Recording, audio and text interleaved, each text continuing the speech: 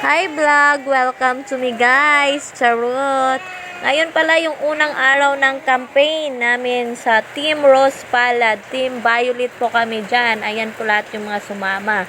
Kasi ngayon po yung first campaign ng mga tumatakbo bilang kapitan at kagawad sa barangay. Ayan, apat po silang maglalaban dyan. Pero kami solid Team Rose Palad, Team Violet. Ayan, sa pangunguna ni Kapitan Rose Palad, Kagawad Ansel Sichon, Kagawad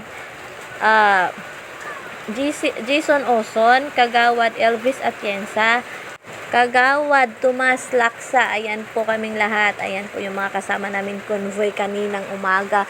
Kahit umuulan po, ang lakas po ng ulan dyan, pero sugod pa rin kami para sa ating kababayan.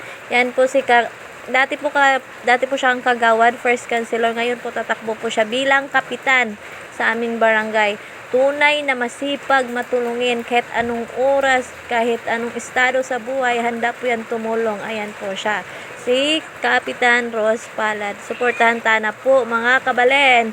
Ayan, yan po yung Team Rose Palad, Team Violet. Ayan, yan guys. Ang dami namin dyan. Ang dami namin sumama. Please support, please like, share, and subscribe. Babush!